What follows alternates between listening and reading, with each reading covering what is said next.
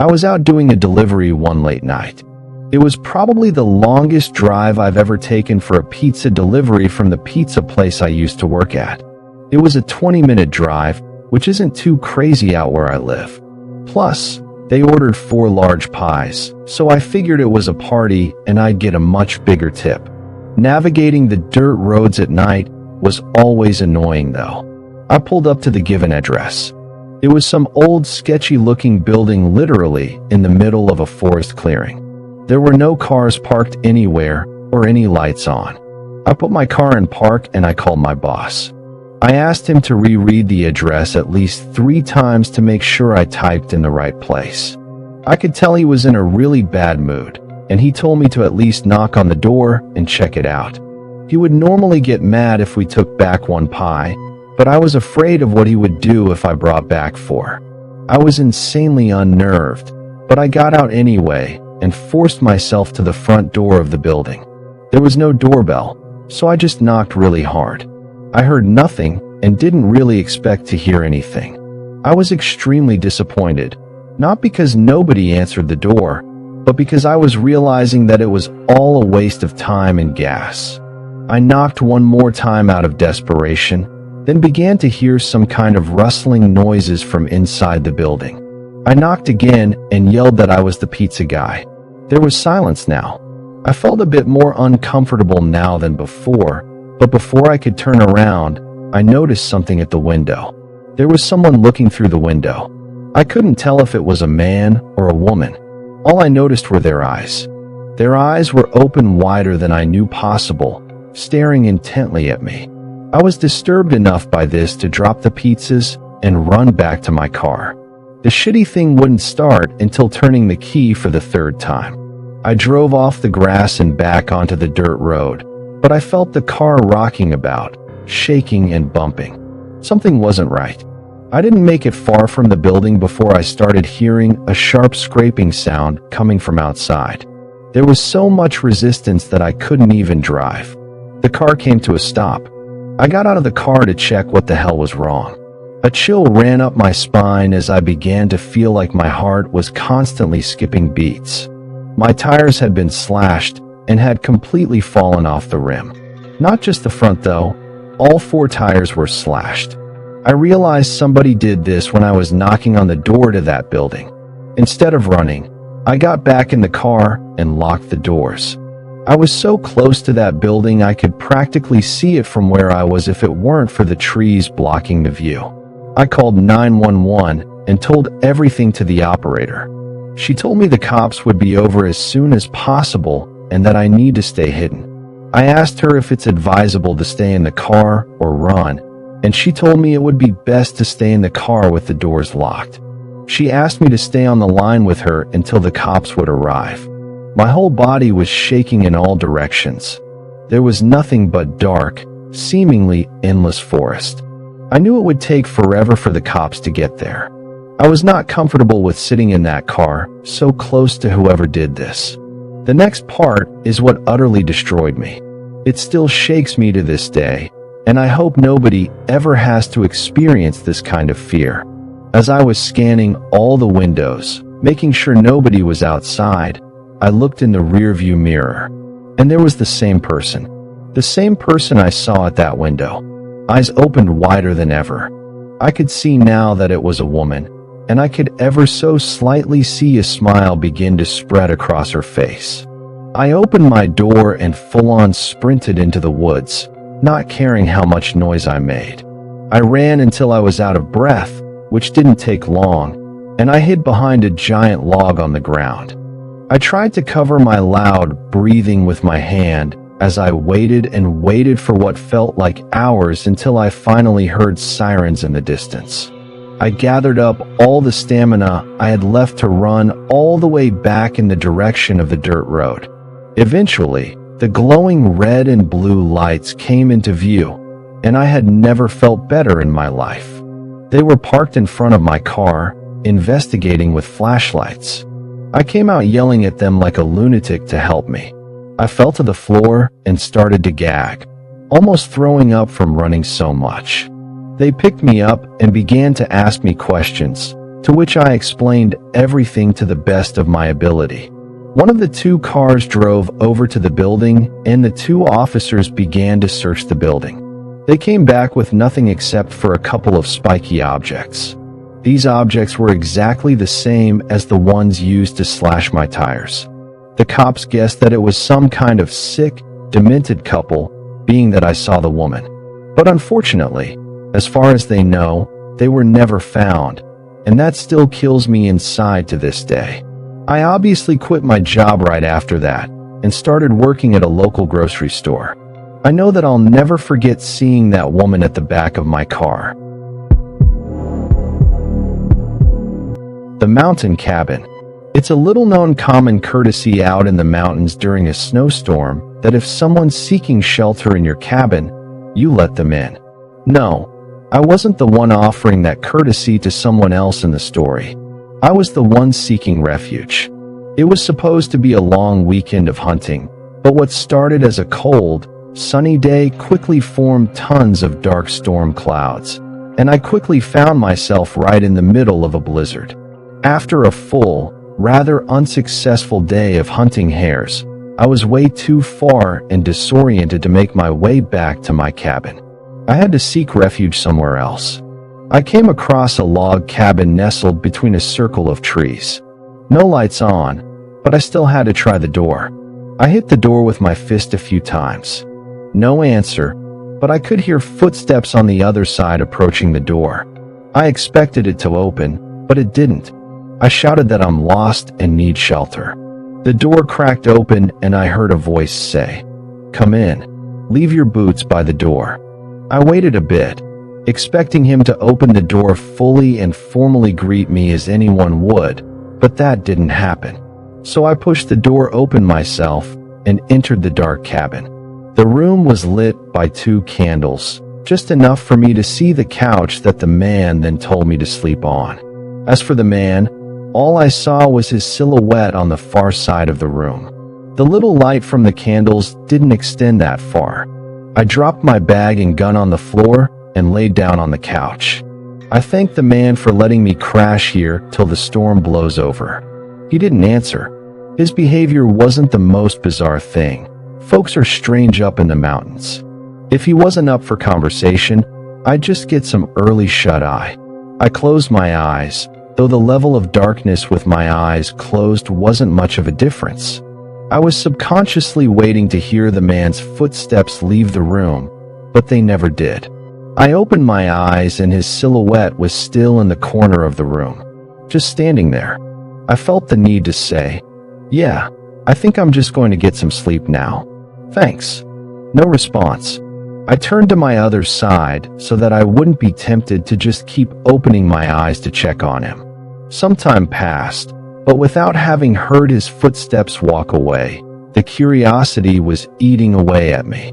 I turned over to look again, and this time I swear to God the silhouette of the man was closer by at least a few feet.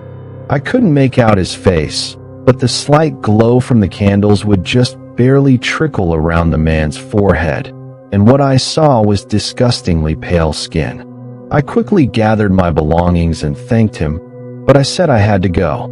I didn't look at him anymore because I don't think I wanted to know what he looked like. I put my boots on outside and hurried back into the blizzard. I came across another cabin down the hill, this one with the lights on. I knocked on the door and some old man and his wife answered the door. They welcomed me in immediately and were very inviting. They gave me some hot tea and offered me a spot on the couch. I told them my story about the freaky cabin up the hill, and the two looked at each other, puzzled. The woman confirmed 2 times the cabin I was talking about. Then she said, "Honey, the owner of that cabin was murdered 2 years ago. That cabin has been vacant ever since." I'm 27 years old. I live alone in a rural town in Virginia, about 2 blocks away from my parents. My parents are both in their 60s, and my mom has become a very worrisome woman in her old age. Sometimes she walks over uninvited and lets herself in since I had regrettably given her a key, which can get a bit annoying. Like if I would be out really late on weekends at a bar or with women, I would sometimes come home to my mom sitting in the living room, waiting, worried sick. I know you may just think, oh my God, that's crazy. Why not just put your foot down and tell her to stop? Well, because you don't know my mom. It's very hard to describe her, but she's the kind of worrisome, innocent little lady that you just can't bring yourself to go against. And I hate to mention, she also has mild dementia. Anyway, this was Saturday night. I think it was around 2 in the morning. I was at a nearby club with a group of college friends. Really the only place to hang out in this boring town, and I was getting ready to head home. I said goodbye to all my friends and walked the 3 blocks it took to get back to my house. I walked up my front stoop in my drunken haze and dug my hands in my pocket for my keys. When I grabbed the doorknob, I realized it was unlocked. My mom was here again. I quietly opened and shut the front door, locking it behind me. I put my keys on the kitchen counter and found a note written in my mom's handwriting saying, "You forgot this at our house," next to the box of half-eaten cake my parents didn't want. I didn't see my mom anywhere, so I assumed she must have gone upstairs to sleep in the guest bed until I got back, which is something she would commonly do as well. Then I heard footsteps upstairs, confirming it. And that's when I sighed once again. 27 years old, almost 3 in the morning, and she still has to wait up and treat me like a child. I ran upstairs to check the guest bed. Empty, along with all the bathrooms. I was afraid Mom was having one of her episodes due to her condition, so I ran to the phone to call my dad. After 4 rings, my dad picked up in a groggy voice, asking what the hell is the matter. After I told him that I heard Mom wandering around upstairs in my house, there was a short pause, and then he said that's not possible. She's sleeping right next to me. My mouth fell open as I turned my head to face the dark upstairs, and just barely, by the light provided by the kitchen, I could see a head peering around from the corner at the top of the stairs, looking down at me. I screamed into the phone as I ran out the front door and down the street to my parents' house, explaining to my father on the way. About halfway there, my dad told me, "All right, I'm going to call the cops," and hung up. I made it to my parents' house where my mom was already waiting at the door, worried sick. My mom explained that she did come over to clean my kitchen a little bit and to bring over the cake they didn't want. 2 police cars pulled up in front of my parents' house where they escorted me and my dad down the street to my house. 1 officer stayed outside with us while 2 others went inside to investigate. It felt like 15 minutes before they came back outside and said it was clear. They checked the crawl space, the attic, everything. There was really nothing for me to report other than the door was left unlocked, and I saw the outline of a head upstairs before I ran for it. Still, I didn't feel safe sleeping in there that night, so I went back to my parents' house. Me and my dad are certain that my mom simply forgot to lock the door when she left, as her memory has been getting worse over the past few months. My dad has been stopping her from coming over alone from now on, which makes me both sad but also relieved. Some nights I still get paranoid that whoever was in my house that night never left and is still hiding in here somewhere. This is one of the few unexplainable events I've experienced in my life. I was home upstairs in my room, writing my paper for my history class. As far as I knew, I was home alone, but apparently I was mistaken because my mom's voice called out from downstairs, yelling my name. I called back, "What?" She didn't answer. So slightly annoyed because I didn't want to be interrupted from my train of thought on my paper, I reluctantly got up to go downstairs and see what she wanted. When I got downstairs, I looked around for my mom, but she wasn't anywhere in sight. So I yelled out, "Mom," and she yelled back my name in response. Her voice came from down in the basement.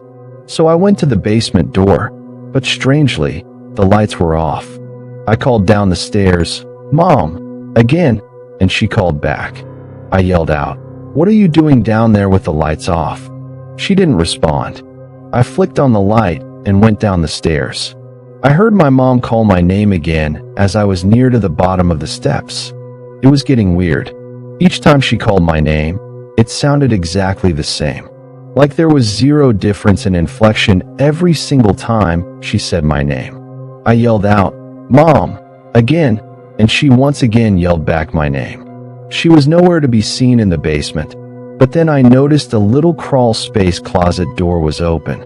I call it that because it's a weird closet that you have to kind of crawl into, but it takes up a large chunk of the basement. That was the only place left in the basement that my mom could be, so I said, "Mom," one final time. No answer this time. I went closer to the closet door and got on my knees just to try and look in. It was pitch black inside, and I was starting to get freaked out. I said, "Mom, are you messing with me?" There was no response at all, just the quiet buzzing sound from the basement light. I got back up and, for some reason, decided to sprint back upstairs, slamming and locking the basement door behind me. I didn't know what I had just witnessed and heard, but I went to grab the house phone and call my mom's cell number. It rang a few times until my mom picked up, and I learned that she was out grocery shopping. I told her, but she didn't believe my story. Of course, she thought I was messing with her. It took half an hour of begging her to believe me that she finally went along with it, and when she and my dad were both home, we all went down to the basement together. The closet door was still open.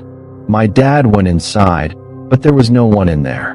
This still remains to be the most haunting, unexplainable experience of my life. There was this one time I was out late drinking with friends. It was some point in the summer of 2016. We were kind of just walking around town and then around the neighborhood when one of my friends spotted someone hiding in a bush. He pointed and said, "Look," and we all walked a little closer to get a better look. We could see what he was talking about, but just barely. It was bizarre, like someone hiding in this bush in front of this house. When we got too close, apparently, this weird, off-putting sound started coming from the bush. So we all screamed and left and ran away. We screamed because it was scary, but laughed because at the same time it was bizarrely funny and there were a lot of us. So anyway, we walked back to our houses respectively, assuming whoever was in that bush was just messing with people. I fell asleep pretty easily that night since I was drunk, but next thing I remember was waking up to the near pitch blackness of my room. I couldn't look at the clock to see what time it was because I literally couldn't move. I was in a sleep paralysis state. I looked around the room with my eyes only and started to hear a familiar noise, the noise we heard coming from that bush. And I looked straight in front of me, at the foot of my bed, and what I saw was pure nightmare fuel. It was what appeared to be this floating, grotesque, horrific head of a demonic, ghost-like thing. As it got closer to me, I realized it wasn't floating. There was a body, but its body blended in with the blackness of the room. Its mouth hung open, and it just kept making the familiar noise from the bush. It got mere inches from my face before it suddenly just faded away, and I was able to let out a scream and move my body. I sat in my bed, panting and heart racing. I flicked on the lamp and checked around my bed, but that demonic thing was gone. What I just experienced seemed so real, like I was awake for it. It wasn't a dream. I told my parents about it the next day, and they agreed with me that it was sleep paralysis, though they had never heard of anyone seeing anything freaky like that before. For more great stories, make sure to like and subscribe and turn on the notification. Thanks for listening.